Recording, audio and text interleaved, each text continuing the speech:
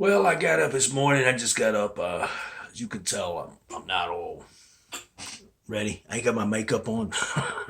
So, anyway, going into my mind this morning, I've been a lot on my mind past week. And not even about the damn politics or the virus or the other stuff. I've had a lot of other things in my mind too. And I think we've had a lot of time. Many of us, especially those of us who are home, and I haven't really been home. I've had my work cut back 1 week and it's back to normal, I guess, for now. But many of us have had a lot of issues, a lot of things to think about, and financial things. And many of us are going through problems now that I've been through before because I lost my job more than once. I lost my career more than once. I've had things destroyed. I've been through this a lot. I've been through this, I remember September 11th, a lot of people were losing things during the housing crisis. People were losing things. And I went through this before. And I remember that thought is when this was going on, I just kept thinking, well, I've already been through this. Um, I've already experienced this feeling. And so a lot of people were new to it. I saw a lot of divorces. It's kind of like divorce. That's a good parallel. If you've never been divorced, or you've never had a kid on drugs, or you've never had certain things, there's certain things in life, if you haven't went through it, it's really hard to understand what people go through. It's really easy to judge other people. Um, and I went through a lot of things early in life. I didn't. I married later in life. I've been married twice, and but when I was younger, I was running clubs when I was in my 20s. Those of you who work for me know, and I think back, and like I was talking to a friend yesterday, when you look at 20-something-year-old kids now, what they do, I don't see any kids my age group, and I think not just me, but my associates with me and Mike and Billy, and before even people before that when I was doing other people I worked with before that. But I always looked at those guys, that crew that I had then. I had a crew before those guys when I was running around, before I came back. When I came back, my main crew of guys, which those of you who know, it would be Mike and Billy and the other guys, but those were the guys who were with me at the beginning. And then I went on to the other club, went on to the other stuff, and I had uh, Sean and other people around that I came up with. And I'm not, don't hurt to get your feelings hurt if I don't mention you, but there's certain people who were always, right hand people, left hand, right hand people. So those people were there, and a lot of you guys were good friends to me, and were there for me. And some of you guys were there when I was coming up.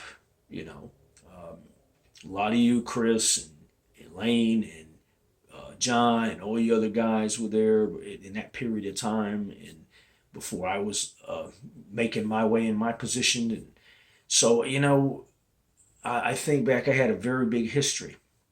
And when I was just in my 20s, I look at kids in their 20s now. I mean, hey, they couldn't run a lemonade stand. But I think about the thing that we were in our 20s running damn businesses. You think about it. We were a bunch of kids in our 20s running one of the most biggest multi-million dollar at the time industries in the world. We were running the adult industry, and I was booking before. I was a booking agent before. I was running the clubs. I was doing construction on the clubs. I was hiring, firing, making decisions. And when I finally got my money to get my own money into something, which took a long time, before that, we were what we like to say on the street, because we were working for the guys, working for the boys. Is those of you who know what I'm talking about know, we came up working for the boys. We came up doing some things to make our money, and then I've never been a drug dealer, never liked drugs, but there's other things that uh, that go on that aren't really, to me, so many people, harmless vices that people do to make a little money. Um, so, and that's all over with. I got lucky that I got certain things away from my life. But, you know, we did a lot of things, and we had this really this legal business where we had, an industry that was not illegal that we could build a business in and make a lot of money in. And so we were in our 20s making money and doing things. And a lot of you were in their business with me. A lot of you went all around the country. And I got to travel the country because of that business. And I got to meet a lot of people, and I got to meet a lot of famous people, and I got to meet a lot of, really, pretty women, and a lot of guys that were, celebrities, and guys that had money that I never would have normally met. So to me, out of my 20s, I was doing things. I had experiences. And now I see these kids, and their experiences riding around getting high. They don't have a whole lot of experiences. They're not having a whole lot of adventures. They're just kind of just, moving through life. Um, and playing video games. There's kids who haven't left the video game in their 20s. And when, like I said, when I was in my 20s, I was traveling the country, doing things, and working two or three jobs sometimes. And, just the fact I was working my ass off on top of getting to do these things. There's times I would work in a factory. I would work at the club at night. I would do multiple things. So, I had the benefit of giving myself these experiences. Now, I didn't get married right out of high school, and I graduated high school in the 80s. And in that time, most people, they just got married right after high school. That's what they did. Or they were dating somebody in high school, and that didn't work out that way for me. So when I got out of high school, I basically ran with people that I didn't go to high school with for the most part. I was running with a different group of people, and I was going places, and all my friends got married and moved on. My whole thing was worked out, trained since I was 13 years old. I've been and messed with guns since I was a kid, and that was my thing, guns and working out, and and started getting in. I didn't have a lot of relationships. I had a lot of female friends. I met a lot of pretty girls. I knew a lot of girls in the business, but wasn't yet married. So in my 20s, I was doing things, and I noticed that's the problem for kids now is they don't do anything a lot of times in that age. They don't. They're not thinking about running a business. They're not thinking that they can do anything. They're not even thinking they can get their own home. So I mean, the ambition level. Now they say it's because of the way the economy was, or I know cool, the economy's bad now because of the virus, but um, they're just not geared to have that ambition. I don't think that we've trained a generation. I think we've spent a lot of time in this past few generations. In fact, we've had so many things happen from 9/11, and then we had a Democrat in office for 8 years too. We've had a hopeless feeling for this whole generation. We've had a feeling of, there's two presidents, that's 16 years of shit, 16 years of pretty much just people scraping the bottom of the barrel. Um, they didn't have Reagan, and we had Reagan in the Clinton years, and things started going to shit. I remember when I was at the club, we talked about the Clinton recession.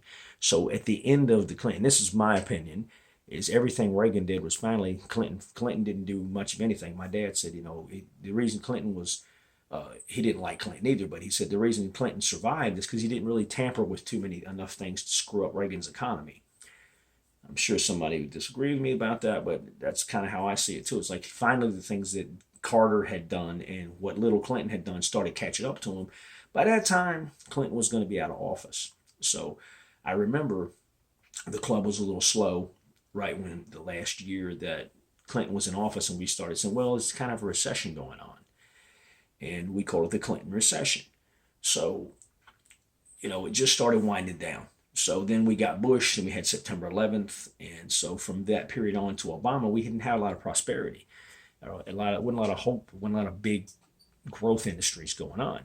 Um, so then at this point, I think kids got kind of hopeless, kind of just people lowered the bar for what they expected, what their expectations were. So I believe that changed the way the whole generation thought. Well, just now, we finally, with the whole economy that we've had under Trump, you can call it Obama's economy, whatever you want to call it. It finally people start seeing a glimmer of hope, but then things are still different. I couldn't have probably done the things I've done under these modern times. But I probably would have found some kind of adventures I have. But these kids now lack a spirit of adventure, and I think that's a big thing. Is they lack adventure. Their adventures happen online. Their adventures happen in pretty much a virtual world. They don't have They don't get out there and venture out and think about, can I have a business in my 20s? You know, some of them do. There's some kids or some people, especially who in the tech world, who have done really well. And we've had people, we've had a lot of billionaires in that age group. But it's just not prevalent amongst the average kid in that age group. So I look over, those things, and I look over in my experiences as a young person. And I see people in that age group now into drugs. I see people dying in that age group every day. I see people losing kids. And until you've, like I said, until you've lost a child in that age group, until you've seen it, or until you've had a child on drugs, it's really easy to judge. And I got judged harshly because I had, like I said, I encountered things early. I had a wife. My first wife was addicted to heroin, not by something I had anything to do with, but she came and went with that problem. And I was judged harshly for that person because at the time, heroin was not a big thing. It was in the 90s and early 2000. And not anybody did opiates, heroin. The pill thing hadn't taken off yet. So a lot of people said, she needs to quit. Just da, da, da. They didn't understand how life eating that addiction was and how much effort and stress and shit you'd have to put in to beat this problem. And I had all kinds of shit to deal with. And so I had a lot of problems from that. But then later on, I saw years later people having the same problem, and they would call me for advice because then they're having. I would warn people, hey, these pills that you're taking are very bad, and they'd say, oh, that's just your wife. You don't know. I've had a lot of people tell me that, and then they would get addicted to pills, and years later they're gone, and they would sit here and tell me that I was right. They didn't want to admit that these things were as addictive as they were. And like I said, they thought it was me. They thought it's me and my bad decisions. And then if I've seen people lose their children, I've seen people get kids on drugs, and I don't, like I said, I don't do drugs, and I don't bring drugs to my kids. So, I don't even smoke cigarettes. So I didn't encourage it. And I have, like, a child that's had a drug problem. So, it happens to everybody. Now everybody's been touched by it. So I was ahead of my time, not wanting to be, but I was ahead of my time on that curve because I experienced it about 10 years before everybody else did. Now, that also said, I had lost my shit in early 2000. That's about the time I started losing things. And then I rebuilt and I lost, and I rebuilt and I lost. So I had experienced loss of my business.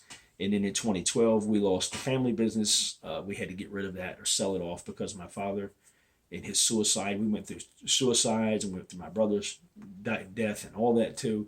So I went through suicides. I've seen a lot of death. I've seen a lot of bad things. Now, am I saying that makes me this sage expert on everything? No, but it makes me who I am. And I am a little bit different about things. And I say things a little more maybe cold or more realistic and more saying, some people say negative, but it's not negative. The reason I say these things is because many people are unprepared for what's happening in life because they haven't experienced it. So when I'm trying to tell you how things work, I'm actually being hopeful. I'm trying to tell you how these things pan out and what you can do because I've already been through them. And that's basically why I try to be realistic, because by just, you can, and I'm not against prayer, don't get me wrong. I'm not against God or prayer or religion, but you can sit there and talk about praying. I honestly grew up with people who talked about praying a lot, and with my mother. And I would see things that you could have acted on that God is, let's say, whether you believe in God or not, let's say that you could say up to a person who prays, sometimes the answer is right there and God is giving you the answer, but you're ignoring the answer because, that answer may be in a person you don't want to listen to because you're saying, you're not from God. And God, if I was God, I would send all kinds of people to do my thing. If I was God, anybody could be a vessel to accomplish the task. If that's the way I answer prayers, for example. My philosophy on praying has always been, God, if I was going to pray about something, I used to pray when I was younger. But if I would pray, I say, God, you're going to do what you want to do anyway. There's no reason to me trying to change your mind. That's what you want, and it's your plan, and you want to do it. So what's the point of asking you to change your plans for me? It's your plan. And people say that's stupid, but I say, well, that's what the Bible teaches. So if I'm going to pray, why would I just pray against your plan? That's what you want to do. So I either have to do one, push myself to do, if I was God and I see a guy and he's sitting there saying, praying, God, can you do this and that? And I saw another guy that has enough faith that he thinks you're gonna do what you want to do, God, but so I'm going to just work and do what I got to do to try to make my situation better, or I'm going to try to make things the way they need to be, or try to fix things because I was gifted with the mind and the ability and the lack of laziness to go out here and try to do what I got to do. And then it seems to me that somebody who is diligently putting effort into fixing it, if I was God, I would say that guy over there is actually trying to fix it and work on it and use the talents that I gave him. This person here is sitting there on their knees talking about it. I'm thinking maybe the person who's doing the work, if I was going to change my mind as God, I would change my mind overseeing the work and the dedication, unless I just didn't like that person. So, and that's how I feel. That's my own personal. Everybody's got their own personal faith, but I feel like that if you really have faith, then if you have faith in God, you should have faith that God's going to do what God wants to do, because that's what the entire religion teaches, that God does what God wants. God teaches to pray, and you communicate, but His will. It's all about His will. So if it's about His will, then you don't challenge His will. You do what you feel is right, and you do what you think that is going to make things better, and you don't do anything that, say, God wouldn't want you to do, as far as the way you treat people, and the way you live, okay, and the way you handle situations. And then if God feels that you're doing the right thing, and He feels it's merited and it's not going to hurt the plan, then maybe He would fix it or give you the help that you needed. But in my opinion, if I was God, if somebody's smart and somebody has got intelligence and somebody's got their head together, I would say that person has all the gifts. So what are you asking me for? I gave you the gifts.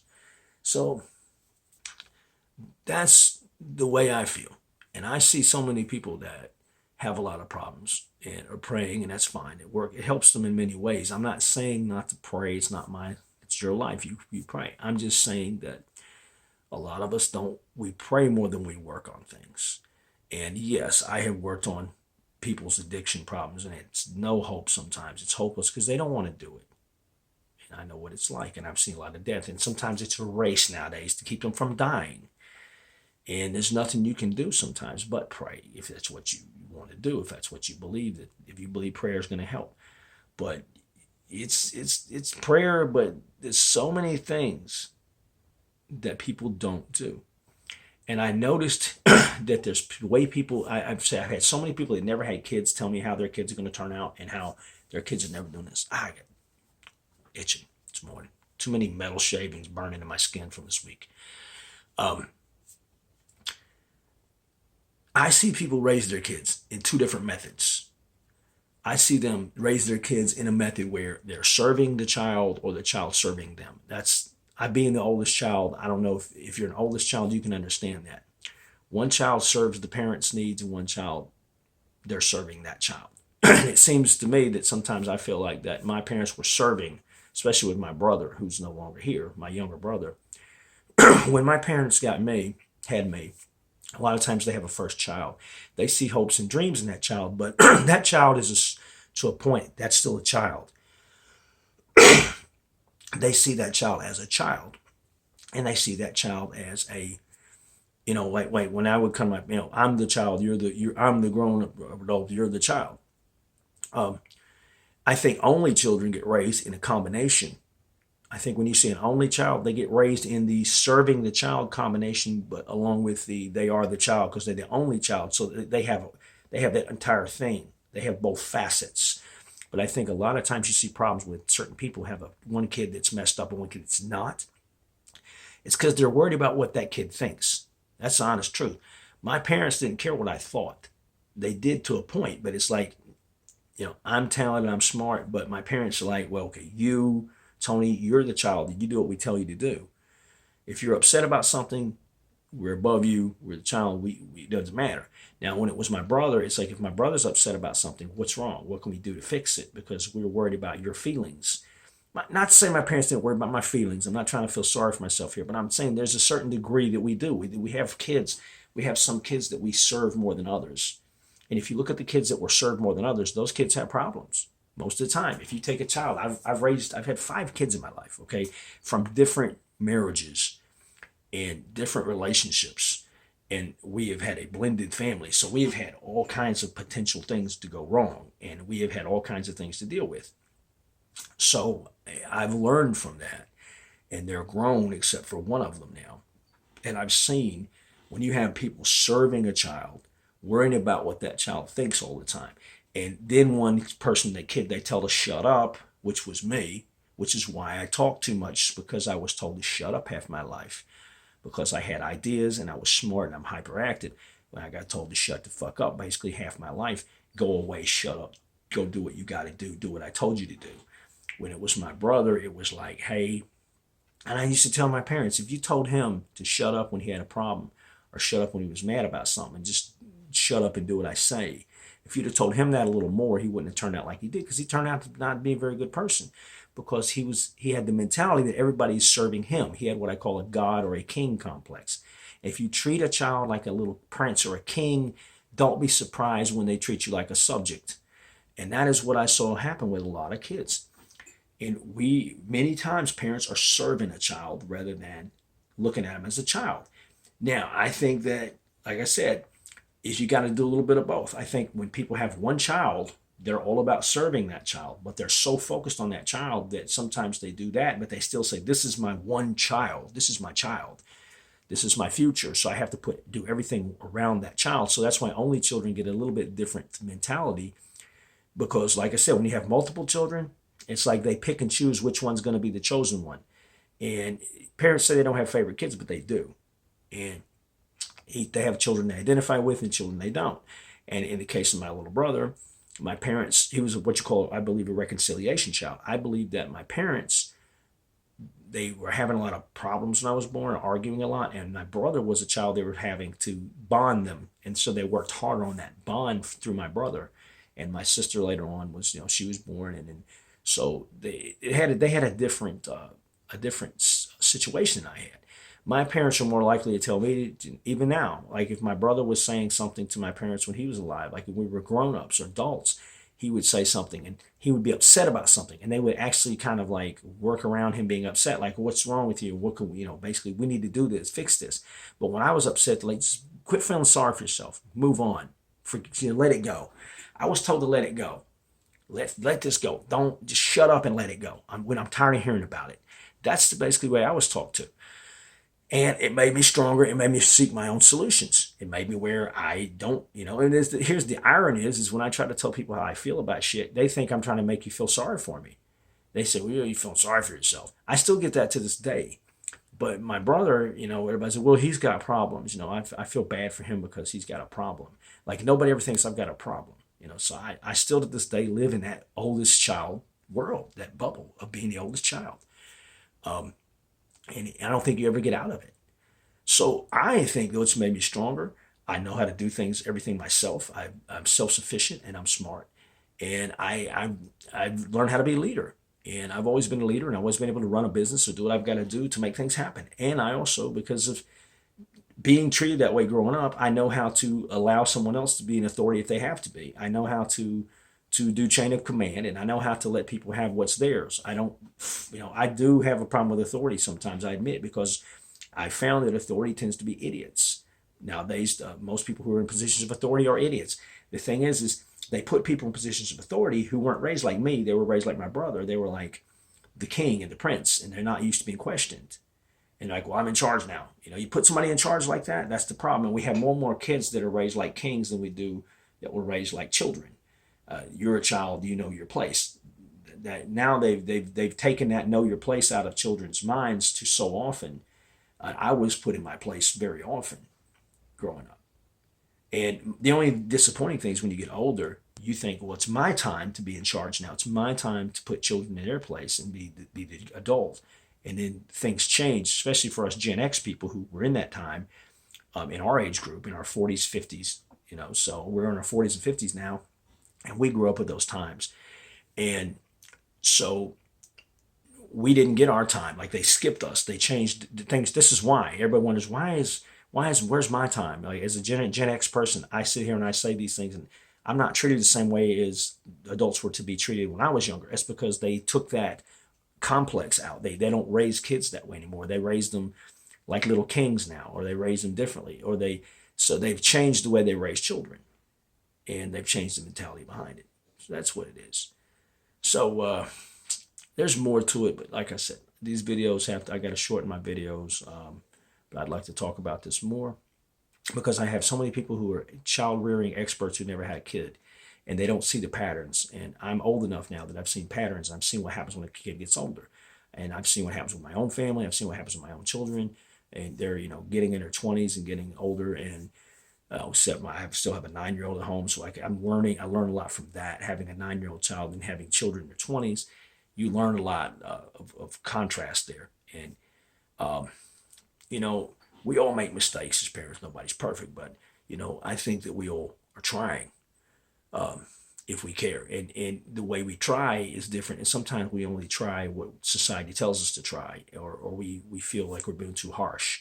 Are we worried about so much about their development? And I think the thing is when I was a kid, they not that they didn't worry about your development as a child, but the focal point was the parents come first.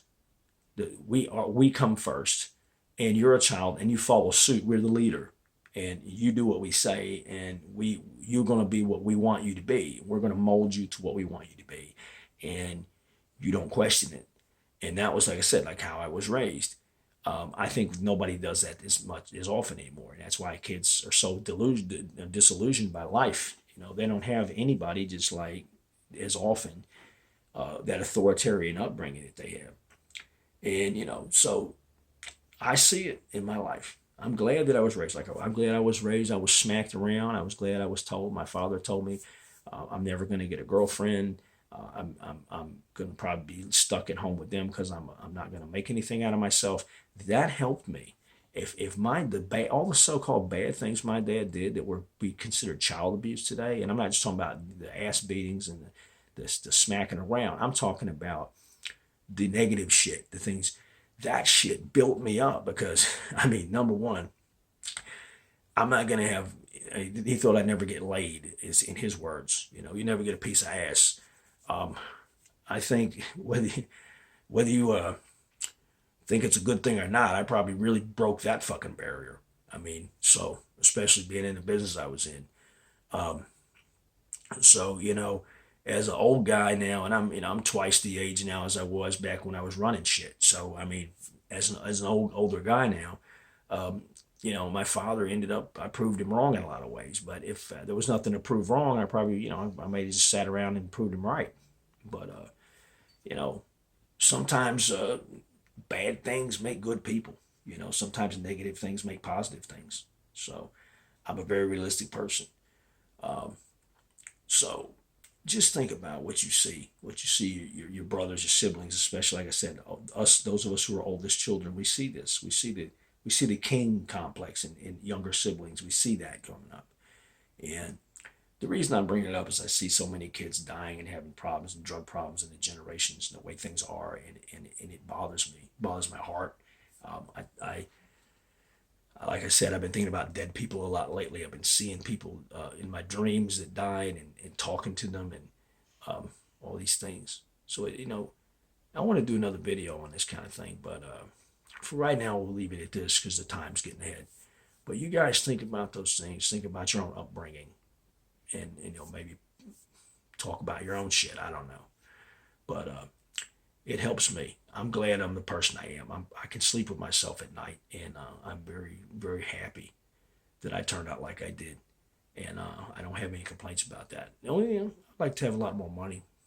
If anybody said, Tony, what could you do to change? If you could change anything, Say I have more money. That's about it.